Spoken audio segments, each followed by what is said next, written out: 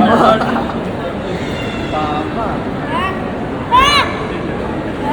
ഇന്ന് കുണുക്കൻ്റെ ബർത്ത്ഡേ ആയിട്ട് നമ്മൾ കേക്ക് കട്ട് ചെയ്യാൻ വേണ്ടി നിൽക്കുക കേട്ടോ. അപ്പോൾ കുഞ്ഞനും അച്ഛൻ കൂടി കൊണ്ടുവരാൻ വരാമെന്ന് പറഞ്ഞിട്ടുണ്ട്. കാരണം ഞങ്ങൾ കാറ് സർവീസിന് കൊടുത്തേക്കാണല്ലോ. അപ്പോൾ ഞാനും ഏട്ടനും റെഡി ആയിട്ട് നിൽക്കുകയാണ്.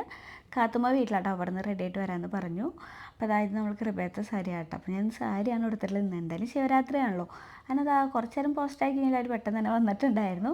അപ്പോൾ നമ്മൾ ആദ്യം പോയത് നെസ്റ്റോയിലേക്കാണ്. കാരണം കുണുക്കനിലെ കേക്ക് മേടിക്കാൻ വേണ്ടിയിട്ട്. അവിടെ എത്തിയപ്പോഴാണെങ്കിലും വാലൻറ്റൈൻസ് ഡേ പിറ്റേ ദിവസമായിട്ട് ഫുള്ളും വാലൻറ്റൈൻസ് ഡേയുടെ കേക്കുകളായിരുന്നു. പിന്നെ അതിൽ നിന്ന് നമ്മളൊരു വൈറ്റ് ഫോറസ്റ്റ് കേക്കാട്ടോ എടുത്തത്. അതെടുത്ത് അതിൽ നമ്മൾ ഹാപ്പി ബർത്ത്ഡേ കുണുക്കാന്ന് എഴുതാൻ വേണ്ടി കൊടുത്തു. ഇതൊന്ന് എഴുതി കിട്ടാൻ വേണ്ടിയിട്ട് ഞങ്ങൾ 15 മിനിറ്റോളം അവിടെ നിന്നിട്ടുണ്ട്. കാരണം നല്ല തിരക്കായിരുന്നു. അപ്പോൾ അതിൻ്റെ ഇടയിൽ നമ്മളൊരു കുപ്പി വെള്ളം മേടിച്ചാണ്. അത് കുടിച്ചപ്പോഴാണെങ്കിലോ ഒടുക്കത്തെ തണുപ്പും. ഇതോടുകൂടി എനിക്ക് വെള്ളം കുടിക്കാൻ ഇഷ്ടം പോയെന്ന് പറഞ്ഞാൽ മതിയല്ലോ, അത്രയും തണുപ്പായിരുന്നു കേട്ടോ.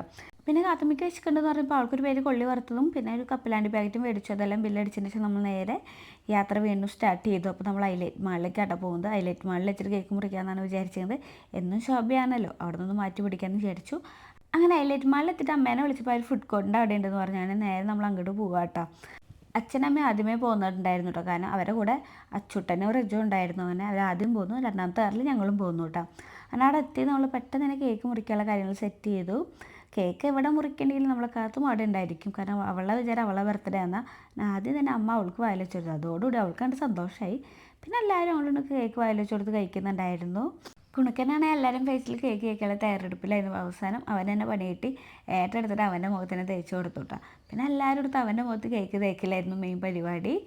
അങ്ങനെ നമ്മൾ കേക്കെല്ലാം കട്ട് ചെയ്തതിന് ശേഷം പിന്നെ ഗിഫ്റ്റ് കൊടുക്കുന്ന പരിപാടിയിലേക്ക് കടന്നു. അപ്പോൾ ആദ്യം തന്നെ അച്ഛനാട്ടോ ഗിഫ്റ്റ് കൊടുത്തത്. അച്ഛൻ കൊടുത്തത് കാറെന്ന് പറയാൻ പറ്റില്ല, വേറെ എന്തോ തരം വണ്ടിയാണ്. ഇതിനെന്താ പറയാമെന്നൊന്നും എനിക്കറിയില്ല കേട്ടോ. അങ്ങനെ അതായിരുന്നു. അപ്പോൾ അതെല്ലാം നമ്മൾ കണ്ടതിന് ശേഷം പിന്നെ ഞങ്ങൾ ഗിഫ്റ്റ് കൊടുക്കുന്ന ടൈമായി. അപ്പം ഞങ്ങൾ കൊടുക്കുന്ന ഗിഫ്റ്റ് ഒരിക്കലും ആരും പ്രതീക്ഷിക്കില്ല. കാരണം ഏട്ടനാണെങ്കിൽ ഈ കളിപ്പാട്ടങ്ങളൊന്നും മേടിക്കുന്നത് ഏട്ടനും വലിയ ഇഷ്ടമില്ല. അവർക്ക് വല്ല യൂസാണ് സാധനങ്ങൾ മാത്രമേ ഏട്ടൻ മേടിച്ചു കൊടുക്കുള്ളൂ.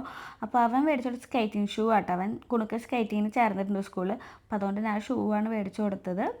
പിന്നെ അച്ഛനും കുഞ്ഞനും കുണുക്കൻ്റെ ഇഷ്ടം അനുസരിച്ച് അവന് ഇഷ്ടമുള്ള വണ്ടികളും പിന്നെ എന്തോ തോക്കിനായിരുന്നു മേടിച്ചു കൊടുത്തിട്ടുണ്ടായിരുന്നത്.